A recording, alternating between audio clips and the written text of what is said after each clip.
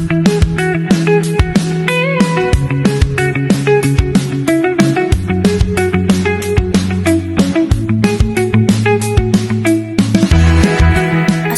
warahmatullahi wabarakatuh.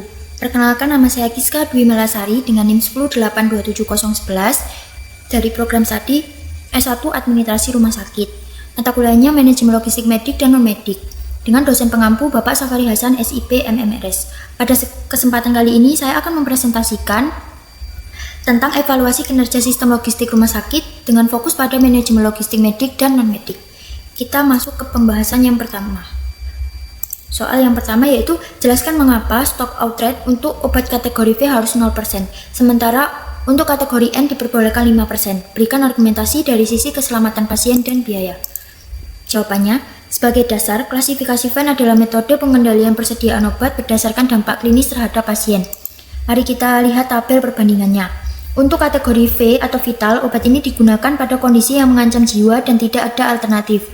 Oleh karena itu, stock out rate harus 0% karena jika kosong dapat menyebabkan kematian atau cacat permanen. Sementara kategori N atau non-esensial digunakan untuk gejala ringan dan masih ada alternatif. Stock out rate diperbolehkan 5% karena kekosongan tidak membahayakan nyawa dan lebih pada efisiensi biaya. Selanjutnya, argumentasi dilihat dari keselamatan pasien. Obat vital bersifat life saving. Jika kosong, pasien bisa meninggal atau harus dirujuk darurat yang justru membahayakan. Sebaliknya, obat non-esensial jika kosong, terapi bisa ditunda atau diganti tanpa resiko fatal. Selanjutnya, argumentasi pada sisi biaya. Menjaga stock out 0% untuk semua obat akan menyebabkan overstock dan biaya penyimpanan tinggi, termasuk biaya modal, gudang, dan tenaga kerja. Dengan mengizinkan 5% stock out pada kategori N, rumah sakit dapat menghemat biaya logistik tanpa mengorbankan keselamatan pasien. Kita lanjut ke pembahasan soal yang kedua. RSABC memiliki data tahunan. Total distribusi obat keluar sama dengan Rp12M. Rata-rata persediaan sama dengan Rp1,5M. Nilai obat kadaluarsa sama dengan Rp180 juta. Nilai total pembelian sama dengan Rp13M. Dari 500 item stok opname, 460 item sesuai. Hitung ITR, fast ratio, dan akurasi stok. Berikut untuk jawabannya. Yang pertama, kita hitung ITR atau Inventory Turnover Ratio, yaitu rasio perputaran persediaan. Rumusnya adalah total distribusi obat keluar dibagi rata-rata persediaan. Maka perhitungannya Rp12M dibagi Rp1,5M hasilnya 8 kali per tahun. Interpretasi persediaan berputar 8 kali dalam setahun. Target rumah sakit biasanya minimal 10 kali. Dengan nilai 8 berarti perputaran stok kurang efisien. Selanjutnya, fast ratio atau rasio kadaluarsa. Rumusnya adalah nilai obat kadaluarsa dibagi nilai total pembelian, kemudian dikali 100%. Perhitungannya, Rp180 juta dibagi Rp13M dikali 100%, hasilnya 1,38%. Interpretasi standar yang baik untuk fast ratio adalah kurang dari 1%. Nilai 1,8% menunjukkan bahwa fast cukup tinggi, artinya obat yang kadaluarsa belum terpakai. Yang ketiga yaitu akurasi stok.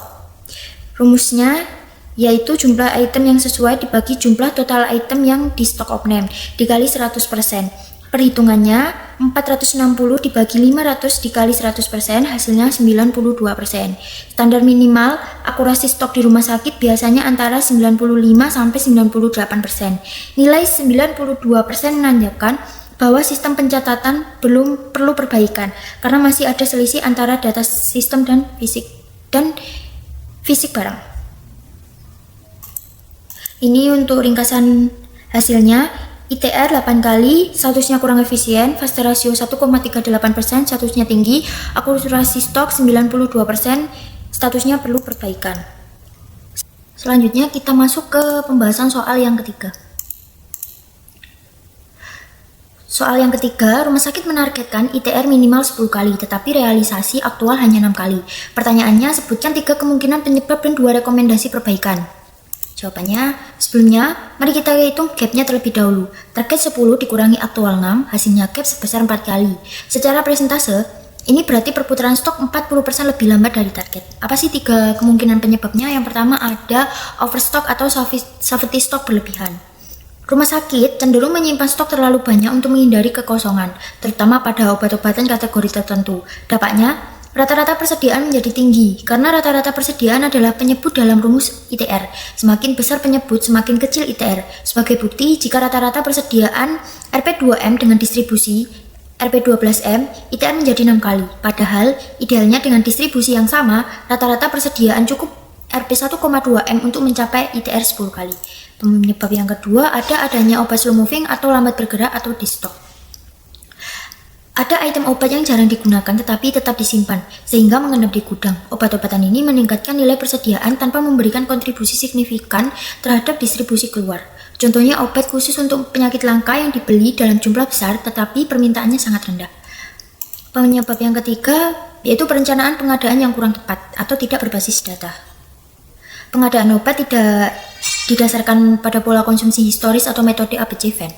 Pembelian dilakukan dalam jumlah besar sekaligus untuk mengejar efisiensi harga, tapi tidak mempertimbangkan kecepatan habisnya obat. Konsekuensinya, periode penyimpanan menjadi panjang, ITR menurun dan risiko kadaluarsa meningkat. Masuk ke rekomendasi. Ada 2 rekomendasi perbaikan. Rekomendasi yang pertama yaitu lakukan analisis ABC-VAN dan optimalisasi safety stock. Langkah yang pertama, lakukan klasifikasi ABC berdasarkan nilai inventasi dan VAN berdasarkan vitalitas. Langkah yang kedua, untuk kategori A, nilai tinggi dan V vital, pertahankan safety stock tetapi hitung dengan rumus statistik berbasis standar deviasi konsumsi bukan perkiraan. Langkah ketiga, untuk kategori C dan N, kurangi safety stock secara signifikan, bahkan pertimbangkan sistem just in time untuk konsiasi. Selanjutnya, yaitu rekomendasi perbaikan yang kedua. Yaitu rekomendasinya, terapkan sistem minimum maksimum stock level yang dinamis. Sistem ini lebih adaptif dibandingkan dengan sistem stok statis. Rumus yang disarankan untuk reorder point atau ROP adalah ROP sama dengan lead time dikali rata-rata penggunaan harian, kemudian ditambah safety stock, sedangkan maksimum stock dihitung dengan ROP ditambah economy order quantity atau EOQ. Implementasi di lapangan meliputi beberapa hal. Yang pertama, hitung ulang lifetime pengadaan setiap sistem, yaitu waktu dari saat pesan hingga barang tiba di gudang. Kedua, tetapkan buffer stok hanya untuk periode selama lifetime saja, bukan hanya berbulan-bulan. Ketiga, lakukan cycle count mingguan, terutama untuk item kategori A dan B. Jangan hanya mengandalkan stok opening tahunan yang besar. Keempat, gunakan sistem min-max otomatis. Ketika stok menyentuh titik minimum, sistem secara otomatis memerintahkan pengadaan sebesar maksimum dikurang minimum. Target yang diharapkan dengan 2 intervensi ini, ITR dapat meningkat dari 6 kali menjadi minimal 9-10 kali dalam 6 bulan. Pembahasan yang selanjutnya yaitu studi kasus. Selanjutnya pembahasan yang soal keempat. Soal keempat ini yaitu adalah studi kasus lapangan. Kita diminta membayangkan sebagai kepala instalasi farmasi Rumah Sakit Karya Husada. Dalam 3 bulan terakhir, fase rasio meningkat drastis dari 1,2% menjadi 4,5%. Ini lonjakan hampir 4 kali lipat dan tentu menjadi perhatian yang serius. Berikut untuk 5 rencana tindakannya. Yang pertama, analisis data fase minggu pertama. Lakukan analisis data fase secara mendetail. Identifikasi obat apa saja yang menjadi penyumbang fase terbesar. Cari akar penyebabnya. Apakah karena kadaluarsa alami, rusak karena suhu penyimpanan tidak sesuai, atau salah penyimpanan. Yang kedua, periksa penerapan FIFO, minggu 1-2. Periksa penerapan sistem FIFO di gudang dan depo. FIFO adalah Fresh Express First Out, artinya obat dengan tanggal kadaluarsa paling dekat harus dikeluarkan terlebih dahulu. Lakukan pengecekan langsung di rak penyimpanan. Pastikan staf benar-benar mengambil sesuai prosedur. Rencana yang ketiga, sesuaikan jumlah pembelian, minggu kedua. Sesuaikan jumlah pembelian, terutama untuk obat yang pemakaiannya rendah. Kurangi volume pembelian, alih-alih membeli dalam jumlah besar. Gunakan sistem pesan lebih sering tetapi dalam jumlah kecil. Ini memang sedikit meningkatkan biaya pesan, tetapi resiko kadaluarsa akan turun signifikan. Yang keempat, pelatihan cepat staf, minggu ketiga. Berikan pelatihan cepat kepada staf, pelatihan singkat namun intensif tentang manajemen kadaluarsa dan prosedur penyimpanan yang benar. Pastikan semua petugas memahami pentingnya FIFO dan dampak dari kesalahan kecil. Tindakan yang kelima, laporan bulanan fase mulai bulan 2. Laporan bulan fase. Laporan ini total nilai fase, top 5 obat penyumbang fase, dan tindakan korektif yang telah dilakukan. Bahas laporan ini dalam rapat bersama instalasi farmasi, komite farmasi, dan manajemen keuangan agar evaluasi dan tindak lanjut berjalan berkelanjutan. Perlu dicatat, dalam slide asli urutannya nomornya adalah 1, 2, 3, lalu 5, kemudian 4. Namun secara substansi, kelima rencana ini semuanya harus dilakukan sesuai dengan timeline yang telah dilakukan. Berikut untuk kesimpulan dari pemaparan presentasi tadi, dari keseluruhan perhitungan yang telah dilakukan pada studi kasus RSUD Sehat Makmur, ditemukan bahwa dari 4 indikator yang diukur hanya satu yang mencapai target, yaitu ITR obat A sebesar 13,33 kali, sementara itu stock out obat vital mencapai 2% padahal targetnya 0%. Fase rasio total sebesar 2,27% melebihi batas maksimal 1,5%. Dan akurasi stok hanya 90% di bawah target 95%. Masalah paling kritis adalah stock out obat vital karena berdampak langsung terhadap keselamatan pasien. Oleh karena itu, rekomendasi utama adalah menaikkan salvage stok, memperbaiki metode peramalan, dan memantau lead time pengadaan. Untuk fase rasio perlu diterapkan sistem FIFO dan optimalisasi pola pembelian. Sedangkan untuk akurasi stok perlu dilakukan stok opname bulanan dan implementasi SIM RS dengan barcode. Secara keseluruhan, fokus perbaikan harus diutamakan pada vital terlebih dahulu, baru kemudian efisiensi, biaya, dan administrasi menyusul. Demikian presentasi tentang evaluasi kerja yang dapat saya sampaikan.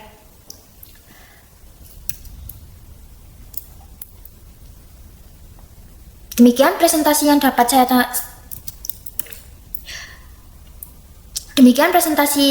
saya sampaikan tentang evaluasi kinerja sistem logistik rumah sakit. Terima kasih.